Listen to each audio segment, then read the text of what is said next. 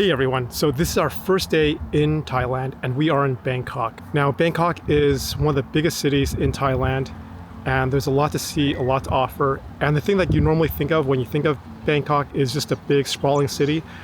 But there's actually some spots that are very ancient, that have a lot of historical value, and we're gonna go see one of them right now. It is called Wat Arun, and Wat in Thai means monastery or temple. So this is one of the most ancient and historical temples in Bangkok. Okay, so we just landed in Thailand and our day started off by grabbing a boat taxi across the Chao Phraya River to get to the ancient temples. This place has a bunch of different temples, but there are a few of them that are really unique. They actually allow you to climb to the top of them. So there's not too many temples that allow you to do this, but this one does. And this one was a really cool temple to check out. But after like 50 steps, you're just exhausted. But once you get to the top, I would say that it is really satisfying because you get an amazing view of just all the other temples. So I was wondering why there were so many women dressed up, and it looked like they're all coming here for a special event like a wedding. But the thing I realized was that in Thai culture, you basically have to show respect to the Buddha by dressing up. And if you come here as a visitor, they also want you to not wear anything too revealing. So they actually won't allow you in unless you cover up or you rent out some clothes from them. When you get up to the top, you actually get a close-up view of all the intricate designs of all the porcelain that covers all these temples. And that's one of the really unique things about this area, because there's not many temples out in the world that actually has porcelain for their temples. Now, I was not expecting to see what I was about to see. So a lot of people have been saying that this statue is pretty amazing. And when I rounded the corner and came into the inner temple, I was blown away by just how incredibly amazing this statue was. The statue was basically 50 feet tall, just looking at you and smiling.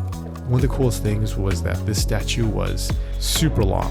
This thing was about 150 feet long, and it started from one side of the temple and ran all the way to the other end of the temple. It basically looks like a wiener dog. Like, that's how long it's like stretched out in the middle. And the reason why they call this statue the reclining Buddha, so in the Buddhist faith, they say that death is not a bad thing and it's not the end of the road, but there is an afterlife where you start a whole different journey. So when you see the statue, you don't see Buddha in his last moments of him being sad. No, he's just happy and he's accepting moving on to the next stage of the afterlife. And that is the one really cool thing about Thai culture, in that a lot of Thai people are super positive and just have a great outlook on life. When I look at this statue, it reminded me of that concept completely. So if you just walk down towards its feet, these feet are massive and they're also made out of solid granite. But the feet are just so cool because around the toes, it's just like a maze that just mimics its footprints. And on the sole of the feet, there's just like this really cool pearl inlay. When you walk back and forth, you can actually see it change color.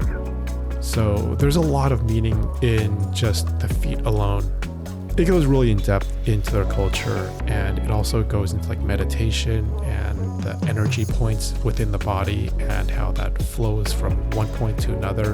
And one really cool factor about it is that I don't think that you could find any statue where they would make the statue have the feet as like a highlight point that you would actually look at. But this is one of them, and that's why this is one of the coolest statues I've ever seen. Okay, so that was a look into Wat Po and Wat Arun. I mean, I love historical sites for many reasons. This temple stood out as just an amazing temple to check out.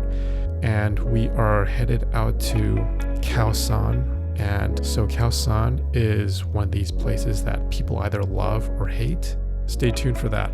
And if you like this video, hit the like and subscribe button, and I will catch you later.